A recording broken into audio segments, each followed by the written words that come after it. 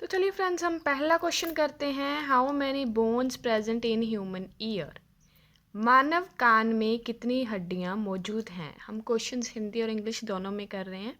देखिए, कितनी bones present हैं ह्यूमन ईयर में? ह्यूमन ईयर में टोटल 6 बोन प्रेजेंट होती हैं, यानी कि एक कान में 3 और दूसरे कान में 3 टोटल होती हैं। 6 बोन्स प्रेजेंट होती हैं। और 3 बोन्स का नाम क्या है? मेलिस, इनकस और स्टेप्स। ये 3 बोन्स हैं हमारे कान में। और जैसे कि हमें पता है कि हमारे बॉडी की सबसे छोटी हड्डी हमारे कान में होती है, तो इन तीनों में सबसे छोटी हड्डी कौन सी है? स्टेप्स। जो स्टेप्स है वो हमारी बॉडी की सबसे छोटी हड्डी है। ठीक है, ये भी आपको याद रखें। सेकंड क्वेश्चन देखिए, Which device is used to measure very low temperature of objects? किस उपकरण का उपयोग वस्तुओं के बहुत कम तापमान को मापने के लिए किया जाता है? कौन सी ऐसी डिवाइस है जिसका यूज़ होता है वस्तुओं के बहुत कम तापमान को मेज़र करने के लिए? तो उसका नाम है साइरोमीटर।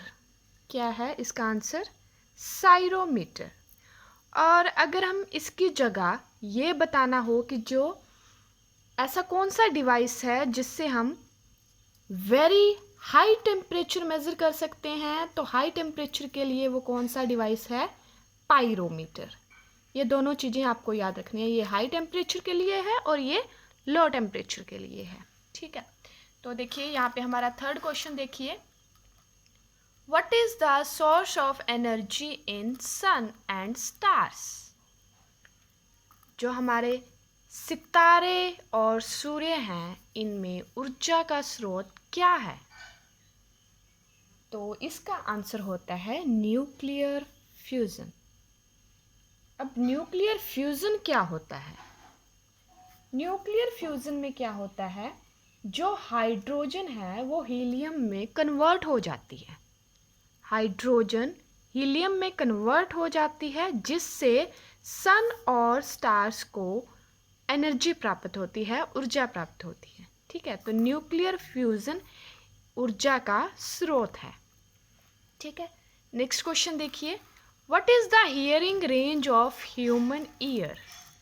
मानव कान की सुनने की सीमा क्या है? सीमा क्या है? सुनने की क्षमता कितनी है? Hearing range of human year, ये भी बहुत इंपॉर्टेंट क्वेश्चन है। तो मानव कान की जो सुनने की क्षमता है 20 हर्ट्ज टू 20,000 हर्ट्ज तक है। ठीक है, जो हम वॉइस की मेज़रमेंट करते हैं वो हर्ट्ज से करते हैं, ये उसकी इकाई है। और जो मानव की सुनने की क्षमता है वो 20 हर्ट्ज टू 20,000 हर्ट्ज है। ठीक है, फिफ्थ क्वेश्चन देखिए, name the device which directly converts solar energy into electrical energy. ऐसी कौन सी डिवाइस है जो सोलर एनर्जी को इलेक्ट्रिकल एनर्जी यानी कि सौर ऊर्जा को सीधे विद्युत ऊर्जा में परिवर्तित करती है? तो ऐसी कौन सी डिवाइस है? फोटोवोल्टिक सेल है। फोटोवोल्टिक सेल को हम सोलर सेल भी बोल देते हैं। क्या बोलते हैं? सोलर सेल भी बोल देते हैं। ये क्या करता है? ये सोलर एनर्जी को इलेक्ट्रिक एनर्जी में डायरेक्टली कन्वर्ट कर देता है। कई बार ये भी क्वेश्चन आ जाता है कि what is the work of solar cell, उनका क्या, किस प्रिंसिपल पे काम करता है, क्या काम करता है? तो वो कन्वर्जन करता है सोलर एनर्जी की इलेक्ट्रिकल एनर्जी में। ठीक है, तो देखिए नेक्स्ट क्वेश्चन देखिए। नेक्स्ट क्वेश्चन है हमारा sixth question, what is the acceleration due to gravity at the centre of earth? जो हमारी एक्सेलरेशन है, ठीक है, due to gravity, centre of earth पे वो क्या है? पृथ्वी के केंद्र में गुरुत्वाकर्षण के कारण त्वरण क्या है? तो देखिए, सबसे पहले इसका आंसर बताना चाहूँगी। इसका आंसर 0 होता है, 0। ठीक है, जो एक्सेलरेशन ड्यू टू ग्रेविटी अर्थ के, पृथ्वी के सेंटर पर, केंद्र पर 0 होती है। ये बहुत बार पूछा जाता है। और देखिए, जो एक्सेलरेशन ड्यू टू ग्रेविटी है उसको हम किससे डोनेट करते हैं? उसको हम स्मॉल g से डोनेट करते हैं, स्मॉल g से। इसका सिंबल है। जो सिंपल एक्सेलरेशन होती है उसको हम a लिखते हैं, और जो एक्सेलरेशन ड्यू टू ग्रेविटी होती है उसे हम g लिखते हैं। और अगर हम इसका वो फॉर्मूले की बात करें तो फॉर्मूला क्या है? g m1 m2 upon r square. अब देखिए, ये जो कैपिटल G है ये क्या है? ग्रेविटेशनल कांस्टेंट है। कैपिटल G क्या है? ग्रेविटेशनल कांस्टेंट है। और जो m1 m2 है वो 2 ऑब्जेक्ट्स के मासेस हैं, और जो r है वो उनका रेडियस है।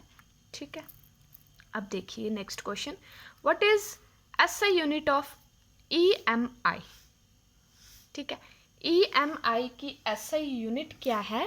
टेस्ला है। EMI की SI यूनिट क्या है? टेस्ला है। टेस्ला को हम एक और तरह भी लिख सकते हैं, जैसे वेबर पर मीटर स्क्वायर। कई बार एग्जाम्स में ये भी लिखा होता है कि वेबर पर मीटर स्क्वायर क्या है, तो आपने कंफ्यूज नहीं होना है, इसे टेस्ला ही बोलते हैं। और जो टेस्ला है वो EMI की SI यूनिट है। नेक्स्ट क्वेश्चन देखिए, who gave the atomic theory of matter? किसने पदार्थ का परमाणु सिद्धांत दिया? सबसे पहले एटॉमिक थ्योरी ऑफ मैटर क्या है, पहले इसका आंसर देख लेते हैं। इसका आंसर है डाल्टन। डाल्टन ने ये थ्योरी दी थी। ठीक है, तो उन्होंने क्या कहा था कि यूनिवर्स में जो भी चीज़ बनी हुई है, कुछ भी, वो सब एटम से बना हुआ है। कोई भी मैटर है वो सब एटम से बना हुआ है। यही है एटॉमिक थ्योरी ऑफ मैटर। तो ये किसने दी थी? ये डाल्टन ने दी थी। कुछ भी है, टेबल है, चेयर है, या फिर कोई ब्रिक्स हैं, या कुछ सेल है, कुछ भी है, वो सब का किससे बना हुआ है? वो एटम से बना हुआ है। ये याद रखना है। ठीक है, आगे मैं आपको 2 न्यूमेरिकल सॉल्व करवाऊंगी। देखिए, फर्स्ट है Fe has 26 electrons in its nucleus. What are the number of electrons in Fe2 plus? ठीक है, ये देखिए, Fe है, उसके 26 इलेक्ट्रॉन्स हैं। ठीक है, Fe, सबसे पहले Fe क्या होता है? आयरन का सिंबल है। ठीक है, Fe में कितने इलेक्ट्रॉन्स दिए हैं? Fe में 26 इलेक्ट्रॉन्स दिए हैं। और जो हमारा Z है, Z क्या है? एटॉमिक नंबर है। तो Fe का एटॉमिक नंबर कितना है? 26 है। ठीक है,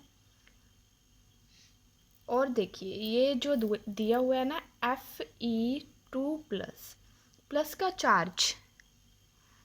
चार्ज कहाँ लगता है? जिसमें उनकी 2 इलेक्ट्रॉन लूज़ करने की क्षमता हो।